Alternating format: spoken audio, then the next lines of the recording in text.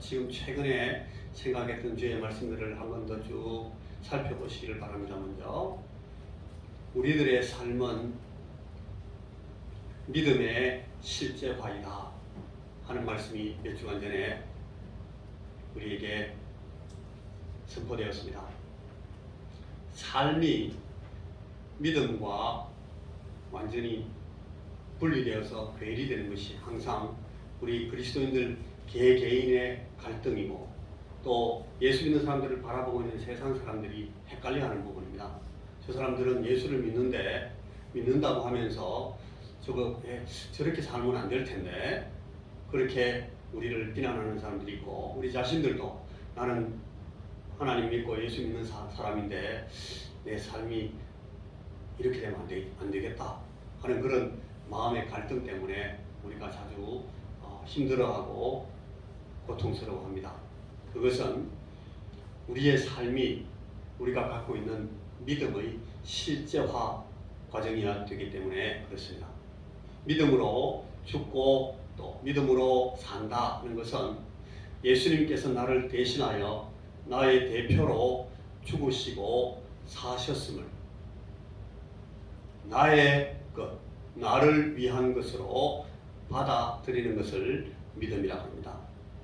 믿음은 누구를 신뢰한다, 뭐를 맞다고 인정한다 그런 거 아니고, 이제 우리 자신이 사는 삶의 구체적인 상황은, 그래서 우리가 매일 살고 있는, 우리가 생각하고 우리가 말하고 우리가 행동하면서 우리의 삶을 살아나가는 이 과정, 우리 삶에서 좋은 일이든지 고통스러운 일이든지 어떤 과정이 있든지 이 믿음이 우리가 갖고 있는 이 믿음이 실제화되는 과정으로서 우리의 삶이 벌어진다 하는 것이 예수 믿는 사람들이 가져야 될 가장 중요한, 또 신약 성경이 우리에게 가르쳐주고 있는 대단히 중요한 하나의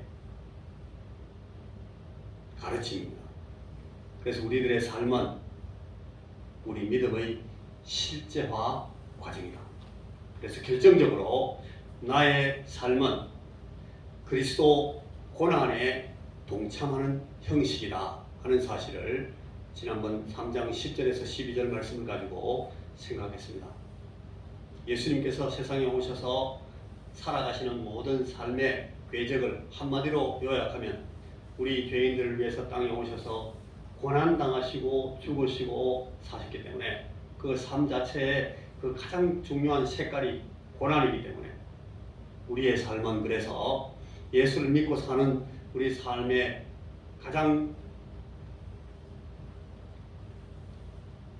대표적인 색깔, 전형적인 색깔은 고난이 되기 쉽다.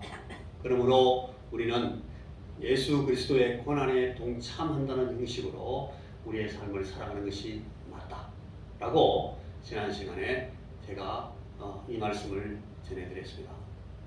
그리스도를 믿는다는 것은, 그래서 조금 전에도 말했던 것처럼 우리를 위해서, 우리 대신, 우리 대표로 우리 죄를 위해서 죽고 또 부활하신 그리스도를 믿는다는 것입니다. 그래서 이 믿음이 우리를 위하여 우리 대신, 우리 대표인 그 그리스도, 우리 주님과 연합시키고 그리스도의 사역에, 그가 죽으시고 부활하신 그 모든 목적, 그 일들의 의미에 우리를 내포시키십니다.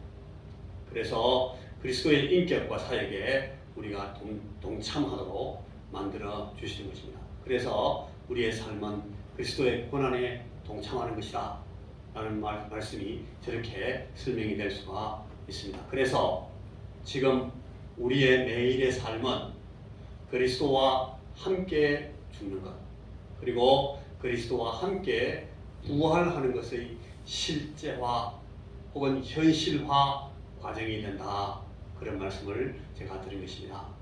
그런데 이런 삶은 조금 전에도 드린 말씀처럼 그 모양이, 그 색깔이 아주 안타까운 고난의 과정으로 설명된다는 말씀입니다. 이게 주님의 말씀입니다. 그래서 우리는 자주 예수 믿는 것 때문에 손해를 보게 됩니다. 우리는 예수 믿는 것 때문에 때때로 우리가 가져야 될 것을 빼앗길 수가 있습니다. 우리가 예수 믿는 것 때문에 패배당하고 질 수가 있습니다. 그리고 예수 믿는 것 때문에 우리는 이걸 내가 예수 믿으니까 포기해야 되는구나. 포기하는 일이 많이 생깁니다. 저도 그리고 여러분들도 예외가 아닙니다. 그리고 예수 믿는 사람들은 때때로 예수 믿기 때문에 억울한 일 당할 수 있습니다. 서러운 일 당할 수 있고 그럼에도 불구하고 꼭 참아야 되는 그런 상황에 들어갑니다. 그게 고난의 과정입니다. 예수님과 함께하는 고난에 참여하는 과정이 될 수 있습니다. 그리고 우리 예수 믿는 사람들은 자주 예수 믿는 것 때문에 아픔을 당하고 박해를 당하고 그 후에도 그 박해가 끝날 때까지 이게 언제 끝날까 마냥 기다리게 되는 그런 상황을 우리가 많이 당하게 됩니다. 조금 전에 우리가 토마스 선교사님의 얘기를 들었는데 토마스라는 그 선교사님이 26살이에요. 26살 때 선교사로 나와서 27살 때 죽었어요. 아주 명석한 사람이었어요. 그 토마스 선교사에 대해서 일대기를 연구하면서 박사학위를 받은 사람이 몇 명이 있는데 제가 그분들을 잘 좀 아는 분들이 있어요. 그분들이 연구한 내용들을 쭉 들어보니까 이 토마스가 대단한 사람입니다.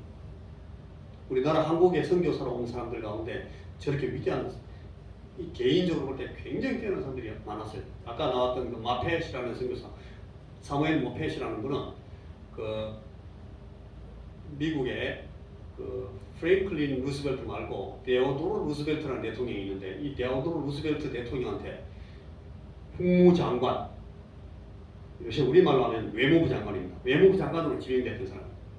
너 외무부 장관 해라. 이분이 외무부 장관 지명되고 나서 외무부 장관 할 것인가 아니면 저 이름도 생소한 조선이라는 나라의 선교사로 할 것인가 그거 놓고 막 갈등을 해가 기도를 막 했어요. 그러다가 나는 외무부 장관 안 하고 한국에 선교사 가겠습니다. 라고 선교사 와가지고 평양신학교를 세웠던 우리 합동측 장로교회 제일 우리 그 통합측 합동측 고신측 다 마찬가지입니다만 평양신학교가 그 모체인데 그 신학교를 세운 그 선교사님이 사무엘 모페 마포 3년이라는 그 선교사인데 그분이 바로 그런 사람. 우리 선교사 가운데 언더우드라는 사람이라든지 뭐 다른 몇몇 선교사님들 보면 뛰어난 분들이 대단히 뛰어난 분들인데 그런 분들이 선교사로 와가지고 아무것도 남는 없는 나라에 와서 선교하다가 고난당하고 결국은 다 맞아 죽었습니다. 예수 믿는 사람들의 이 삶의 궤적이 저렇습니다. 이런 믿음의 실제화 과정으로 육신에 속한 사람, 우리 육신은 점점 그 박해, 고난당하는 가운데 죽어집니다. 그리고 이 고난 가운데서 우리 속에 새롭게 태어난 의인된 자아는 점점점 자라나게 됩니다. 그래서 바울은 이 회피할 수 없이 고난당하는 이 과정을 우리가 우리 속에 예수 그리스도의 형상을 이루어 나가는 그리스도의 형상이 되어가는 그런 과정이라고 바울이 설명했습니다. 이 바울 사도가 설명하는 이 설명의 형식을 보면 이 바울 사도가 이 복음을 설명하고 있는 그 형식을 보면 이 정말 신비스러울 만큼 절묘합니다.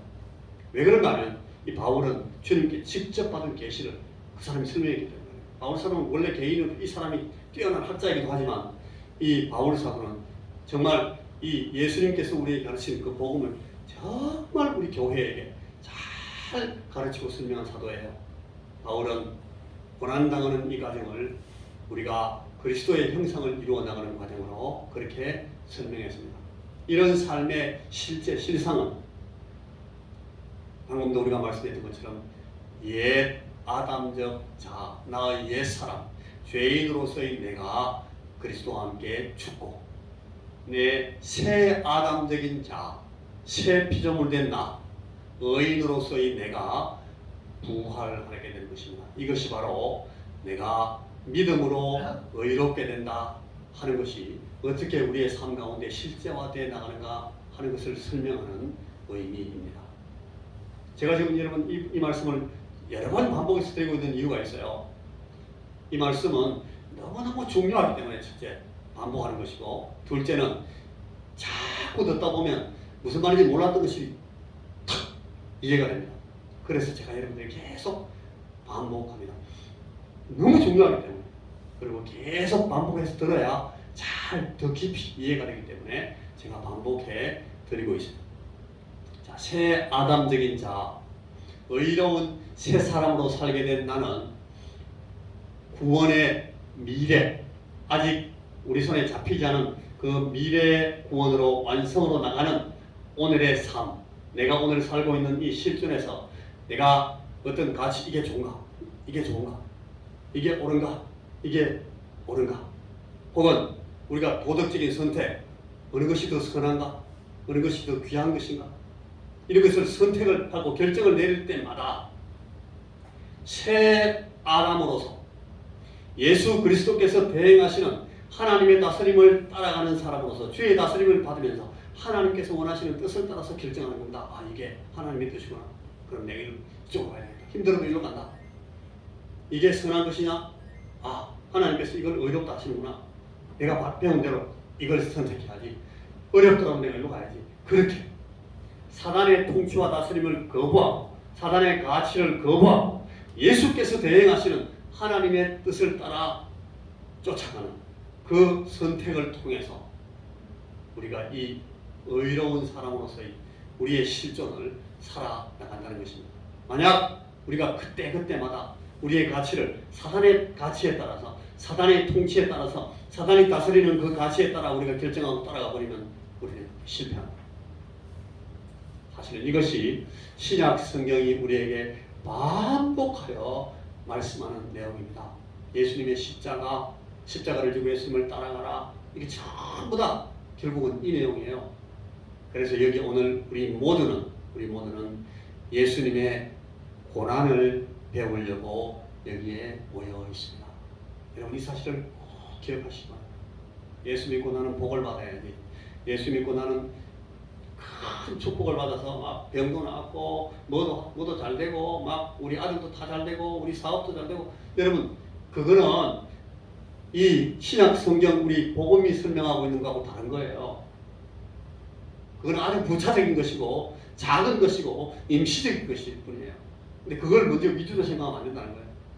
오늘 여기 우리 모두는 사실은 예수님의 고난을 배우려고 왔습니다. 그런데 여러분 제가 오늘은 이 말씀을 꼭 드리려고 준비를 했는데 주님께서 우리 주시는 말씀입니다. 여러분 이걸 한번 물어보셔야 됩니다. 와, 예수님은 그렇게까지 했을까? 그분은 하나님이신데 그리고 그는 다윗의 왕통을 이어나온 왕손이신데 사람으로 오셨다 하더라도 그는 메시아인데 왜 그렇게까지 살아셔야 될까? 그리고 맞아 죽고 십자가에 못이 박혀 창에 찔려서 죽으시고 죄인들처럼 무덤에 들어가셨어야 될까? 왜 그렇게까지 하셨을까? 우리가 자주 이런 질문을 하게 됩니다. 바울 사도, 이 사람은 얼마나 위대한 사람입니까? 제가 조금 전에 말했던 마페시나 혹은 그 토마스나 언더우드 같은 사람하고 게임도 안 되는 사람이에요.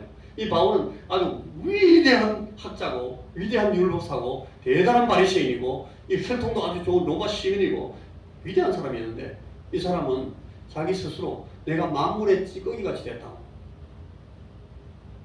세상 만물의 찌꺼기같이 되었다고 스스로 자백할 만큼 아주 비참한 삶을 삽니다. 왜 그렇게까지 했어야 될까? 이게 오늘 제가 여러분들에게 드리고 싶은 질문입니다. 여러분들 마음속에 있는 질문입니다.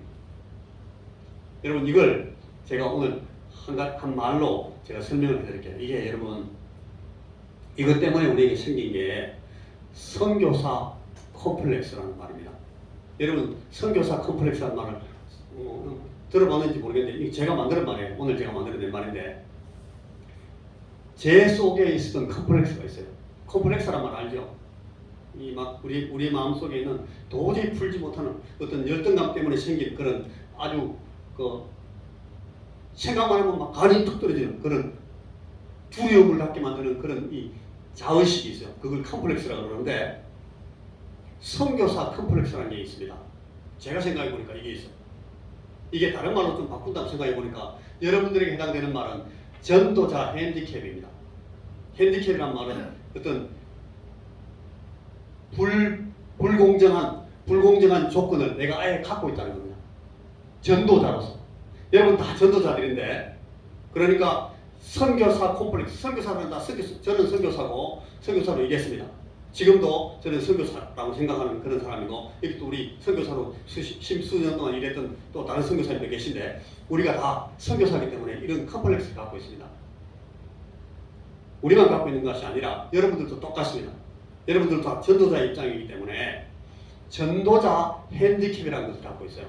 무슨 말인가 하면, 이 예수님과 바울이, 예수님이 세상에 오셨을 때 예수님은 하나님이시기 때문에 절대 갑이라 해야 됩니다. 완전히 하나님만큼 갑이 없으니까 세상에. 그런데 이 예수님만큼 을처럼 살았던 사람은 없어요. 예수님은 처음부터 끝까지 을이었습니다.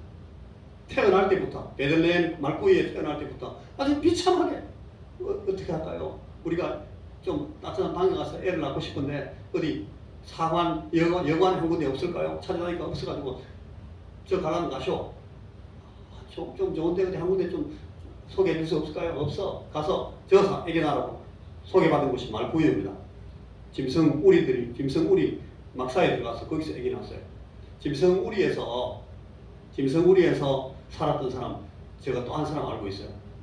제가 한번 여러분들에게 말씀한 적이 있는 것 같은데, 제 아버지, 제 선친이 초등학교, 우리 덕곡, 그 당시에 덕곡 초등학교가 저쪽에 있자고 여기 있었어요.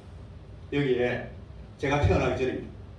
여기 17살 때 고시쳐가지고 교사로 발령받아가지고 세 번째 학교를 여기 왔는데, 여기서 교감까지 올라갔습니다. 그 당시에는 막 빨리빨리 올라갔대요. 17살짜리가 선생님이 돼가지고 어떻게 가르치는지 잘 모르겠는데, 근데 요새 우리 아버지한테 배운 제자들이 들어있어가지고 만나보면, 그 선생님한테 우리 지금 다 이게 답이었다고 막 그런 말씀 하시고 잘 가르쳤대요.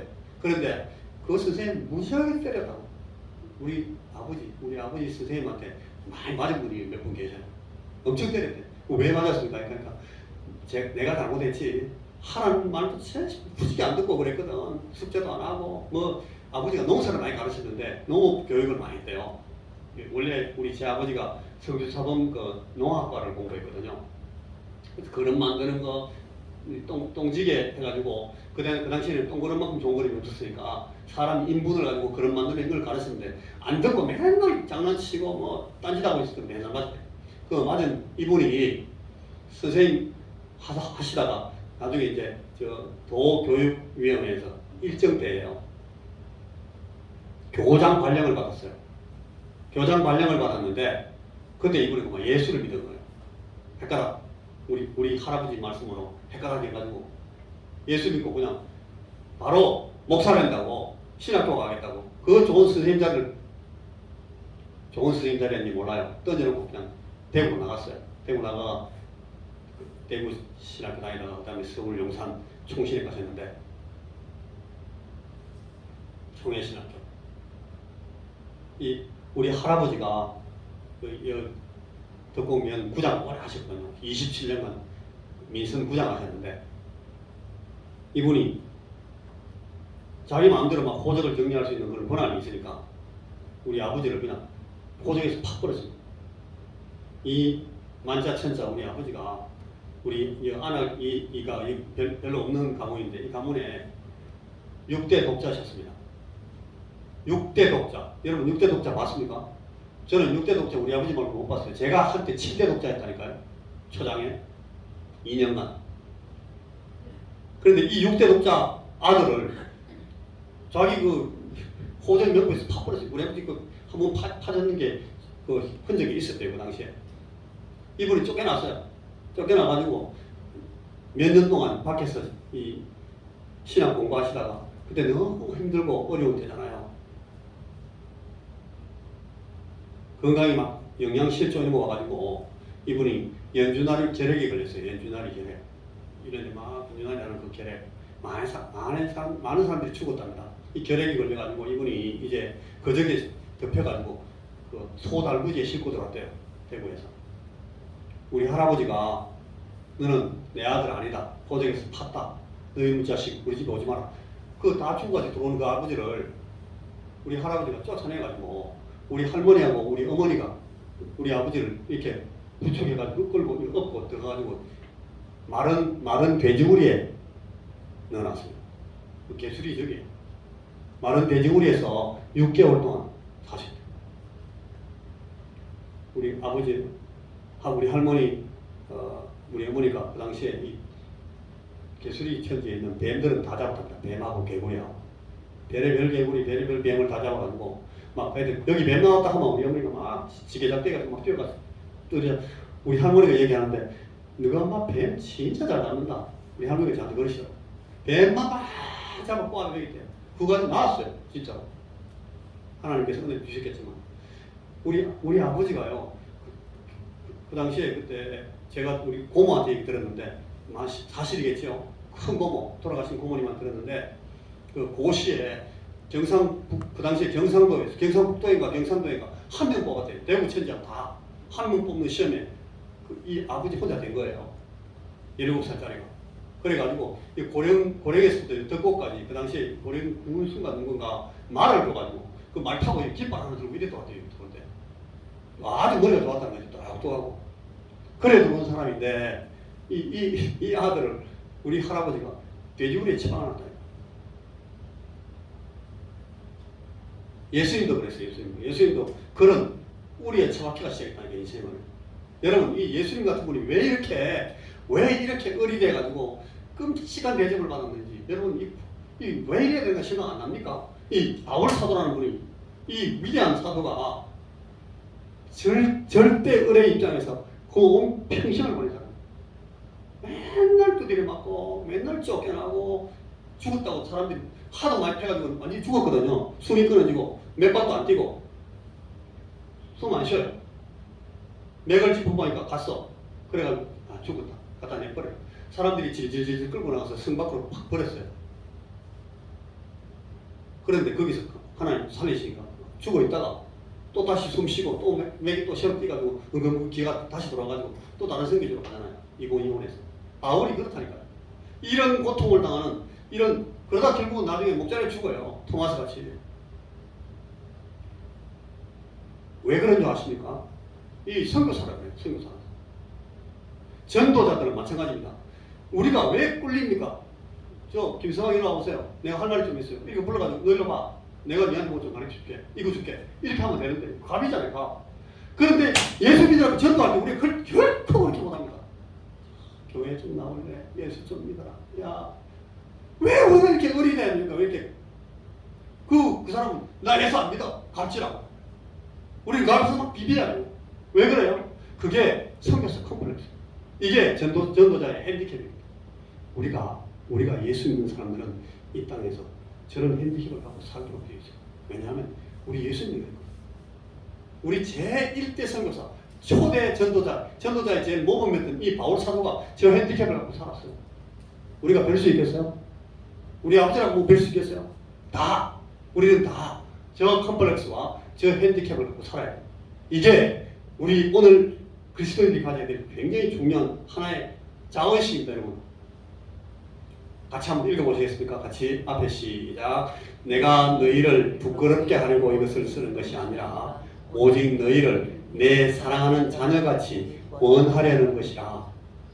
그러므로 내가 너희에게 권하노니 너희는 나를 본받는 자가 되라. 좀 끔찍한 말씀인데 이 바울이 지금 당신을 본받으라고 합니다. 우리한테. 그러면서 겁을 딱 줍니다. 겁을. 너희를 부끄럽게 하려고 이것을 쓰는 것이 아니라 오직 너희를 내 사랑하는 자녀같이 권하려고 지금 이렇게 말하는 건데 너희는 나를 본받는 자가 되라. 고린도전서 4장 이런 말씀이 나옵니다. 여러분 이 뒤에 말씀이 더 심각한 말씀이 많이 나옵니다. 같이 한번 읽어보겠습니다. 읽어보시면 여러분 일어나시고 한번 읽어보세요. 시작. 형제들아 내가 너희를 위하여 이 일에 나와 아볼로를 들어서 본을 보였노니 이는 너희로 하여금 기록된 말씀 밖으로 넘어가지 말라 한 것을 우리에게서 배워 서로 대적하여 교만한 마음을 가지지 말게 하려 함이라. 누가 너를 남달리 구별하였느냐? 네게 있는 것 중에 받지 아니한 것이 무엇이냐? 네가 받았은즉 어찌하여 받지 아니한 것 같이 자랑하느냐? 너희가 이미 배부르며 이미 풍성하며 우리 없어도 왕이 되었도다. 우리가 너희와 함께 왕노릇하기 위하여 참으로 너희가 왕이 되기를 원하노라. 내가 생각하건대 하나님이 사도인 우리를 죽이기로 작정된 자 같이 끄트머리에 두셨으매 우리는 세계 곧 천사와 사람에게 구경거리가 되오노라. 우리는 그리스도 때문에 어리석으나 너희는 그리스도 안에서 지혜롭고, 우리는 약하나 너희는 강하고, 너희는 존경하나 우리는 비천하여 바로 이 시각까지 우리가 줄이고 목마르며 헐벗고 매맞으며 정처가 없고, 또 수고하여 친히 손으로 일을 하며 모욕을 당한 적 축복하고 박해를 받은 적 참고 비방을 받은 적 권면하니 우리가 지금까지 세상의 더러운 것과 만물의 찌꺼기같이 되었도다. 말을 좀 바꾸면 여러분 찌끄레기 콤플렉스입니다. 방금 쭉 이 말했던 이 말씀들의 대상이 누군지 압니까? 고린도 교회 교인들이에요. 고린도 교회 교인들한테 바울이 너희들한테 우리가 이런 사람 됐다. 사실은 우리가 너희들에게 본을 보이고 이것들을 가르치고 너희들을 구별해주고 너희들에게 많은 것들을 베풀고 주고 우리가 떠났는데 너희가 이미 배부르고 너희들은 이미 풍성하고 우리 없이 너희는 왕이 됐어. 우리가 너희와 함께 왕노릇하기 위해서 참으로 너희가 왕되기를 원하노라. 이렇게 막 비꼬면서 말하고 있는 거예요. 바울이. 너희들은 잘났다 그래. 너희들은 대단하구나. 그래 너희들이 우리 앞에 대단히 되라. 너희들이 왕이다. 바울이 그렇게 합니다. 바울은 지금 이 선교사 컴플렉스, 이 전도자 핸디캡 때문에 자기가 전도한 이 고린도 교회 교인들한테 완전히 찌꺼기 취급받고 있어요. 내가 생각하건대 하나님이 사도인 우리를 죽이기로 작정된 자 같이 끄트머리에 두셨으며 우리는 세계 곧 천사와 사람에게 구경거리가 되었노라. 이건 지금 바울이 목회자로서 이 목회자 콤플렉스입니다. 목회자들은 교우들한테 저런 대접받아도 할 수 없어요. 왜냐하면 목회자는 항상 어립니다. 우리 여기 지금 이재준 장로님 계신데, 이재준 계신 목사님, 그 교회 충성교회 목사님 아주 훌륭한 목회자신데 이분이 지금은 안 그렇겠죠. 그 전에 있었던 교회에서 그 장로님들하고 교인들한테 어떤 대접받는지 들으면 참 끔찍합니다. 그런 대접받고 쫓겨납니다. 왜 그런가 하면 목회자 콤플렉스, 목회자 핸디캡 때문에 그래요. 어떻게 할 수가 없어요. 이 바울 사도 보지, 바울 같은 사람을 보고 고린도 교회 교인들이 만물의 찌꺼기 되려고 했다니까요. 우리가 지금까지 세상에 들어온 것과 만물의 찌꺼기가 됐다. 여러분 이게 다 우리 자신이 갖고 있는 우리 컴플렉스입니다. 우리 핸디캡이고 전도자로서 여러분들이 갖고 있는 핸디캡이에요. 세상에 대해서 우리가 가별해야 되는데 세상 끝날까지 우리가 이 세상 끝까지 우리가 가별해야 되는데 주의 복음을 가지고 있다는 것 때문에 우리는 갑이 아니고 죽을 때까지 어립니다. 죽을 때까지. 벌까지만 올라와가지고 사람들이 가네. 죄송합니다. 여러분, 우리가 지금까지 세상에 더러운 것과 만물의 찌꺼기 되었다 하는 이 바울의 토로를 여러분 잘 들어보십시오. 이게 우리의 고백과 똑같습니다. 우리는 찌꺼기 콤플렉스, 경상도 사투리 찌꺼기 콤플렉스를 갖고 있어야 되는 사람들이에요. 이게 전도자의 핸디캡입니까? 우리는 나가서 전도자로 항상 미안해, 교회 좀 가볼래? 예수 믿자. 왜 우리가 그렇게 빌어야 됩니까? 교회 나오다가 어떤 사람이 교회 안 나와. 가가지고 내가 뭐 잘못했어, 미안해, 내가 잘못했어, 용서해줘. 아무 장담도 없는데. 왜 그래요? 이 전도자 핸디캡 때문에. 지금 우리 사이에 지금 판단하는 건 아니에요. 여러분 절대 그렇게 생각하지 마십시오. 내가 자책할 아무것도 깨닫지 못하나 이로 말미암아 의롭다함을 얻지 못하노라. 다만 나를 심판하실 이는 주시니라. 이 바울 사도가 변명하고 있는 건 이거예요. 그러므로 때가 이르기 전 곧 주께서 오시기까지 아무것도 판단하지 마라. 그가 어두움에 감추인 것을 드러내고 마음의 뜻을 나타내시리니 그때에 각 사람에게 하나님으로부터 칭찬이 있으리라. 신상필벌. 이거는 그때가 산다. 논공행상 그때가 산다. 지금 안 한다. 주님께서 다 알고 계십니다. 그러므로 나는 여기서 을이 됐든지 병이 됐든지 나는 그냥 참고 기다려야 된다. 바울 사도는 전도자로서 선교사로서 이런 컴플렉스, 이런 핸디캡을 그냥 받아들이고 인정합니다. 여러분, 우리가 갖고 될 생각이에요. 나는 전도자니까 우리는 이런 핸디캡을 인정해야 합니다. 나는 예수의 복음을 가졌으니까 이 핸디캡을 갖고 잘못했어. 무조건 잘못했다고 그래요. 미안해. 그래도 내 얘기 좀 들어봐. 자네 예수 믿어야 되네. 그 사람 위해서 하는 얘기예요. 안 믿으면 죽어요. 그런데도 우리가 비리고 있습니다. 왜 이걸 안 들으려고 그래? 왜 안 와? 여러분, 우리 의료 봉사한다고 다 체리놓고 와가지고 좀 와. 침 맞으러 좀 와라. 제가 침 맞습니까? 그분이 침 맞지? 그런데 우리가 비잖아요. 좀 와서 침 맞고 외환동 좀 도움을 받아가지고 야 뜸도 좀 뜨고 해가지고 네 허리 아프잖아. 그거 좀 치료 좀 받아. 우리가 왜 그렇게 빌듯이 이야기돼요? 이게 전도자의 콤플렉스래요. 우리는 이 핸디캡을 갖고 있어요. 이래야 돼요. 바울 사도도 그랬고 우리 주님도 그랬으니까. 예수님이 하나님이신데 사람의 몸을 입고 우리 가운데 임마누엘을 오셔가지고 죽으라고 처음부터 끝까지 계속 고생만 하시다 가셨다니까. 왜? 예수님은 선교사로 오셨어요. 예수님은 우리 대신 죽으시라고 처음부터 어리대가지고 오셨습니다. 자, 우리가 이 핸디캡을 갖고 있는데 이걸 우리가 부인하지 않습니다. 그러면 우리가 이 핸디캡을 우리가 어떻게 제대로 이해할 수 있을 것인가? 우리가 어떻게 이 핸디캡을 우리가 마땅하게 치고 나갈 수 있을 것인가? 여기 4가지 이유가 있습니다. 하나님의 말씀 가운데 4가지 답이 있습니다. 하나, 첫째는 같이 한번 읽어보십시다. 1, 시작. 주께서 알아주고 계시다.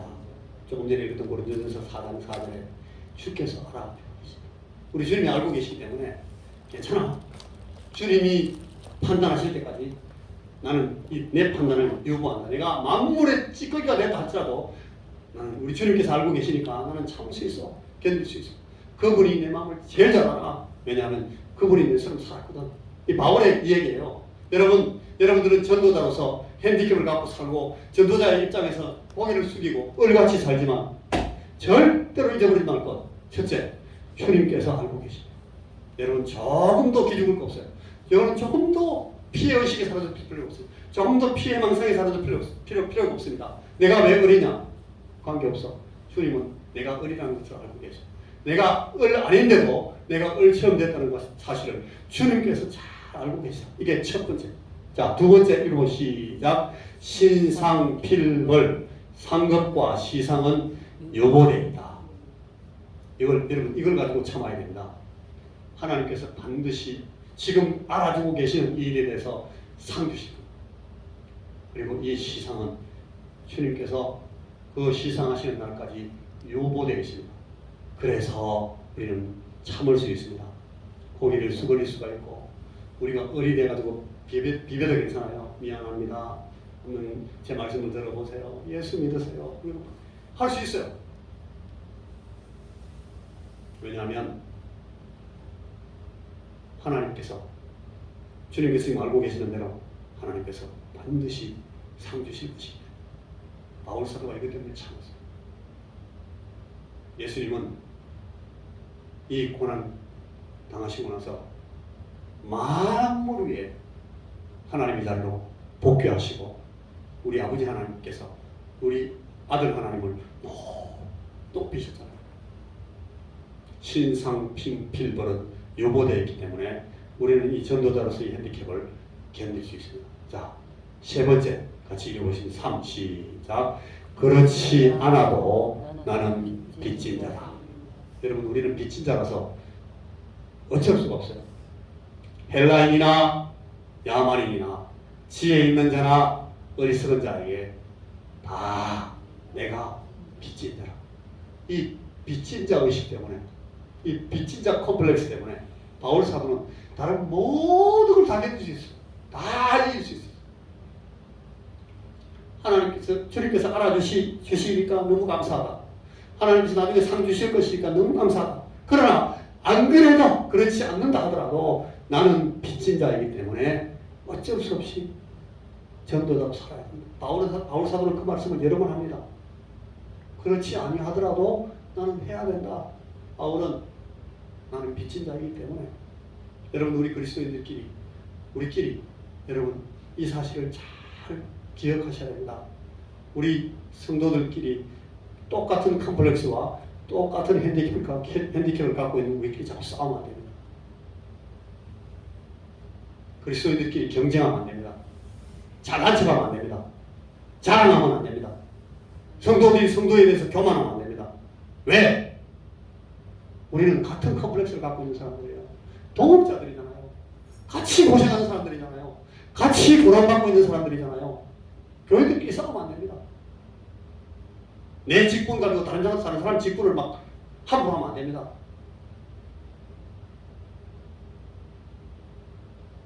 교회들끼리 싸우면 안 됩니다. 교회들끼리 교회를 잡아먹으면 안 됩니다. 전도자들끼리 경쟁하면 안 됩니다. 너무너무 안타까운 일인데 그런 일이 있으면 안 됩니다. 그런데 자꾸 우리가 그렇게 빠집니다. 이런 일에 대해서 우리가 실수할 때 받아줘야 됩니다. 왜냐하면 나도 받아들여야 있는 사람이고 용서받는 사람이니까. 주님께서 우리에게 기도를 가르치실 때 말도 안 되는 기도를 우리에게 가르치시는데 이런 기도를 하라고 하십니다. 우리가 우리에게 빚진 자에게 빚을 탕감해 주는 것처럼 우리 죄를 사하여 주옵소서. 그렇게 기도하라고 했죠.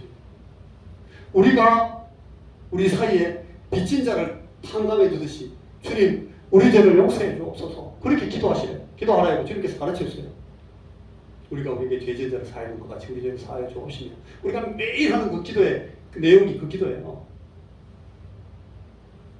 원문 그대로 번역하면 내가 나에게 빚진 자를 탕감해 줍니다. 그것처럼 주님 내 죄를 용서해 주십시오. 그렇게 기도하래요. 여러분 우리가 우리에게 빚진 자를 탕감해 줍니까?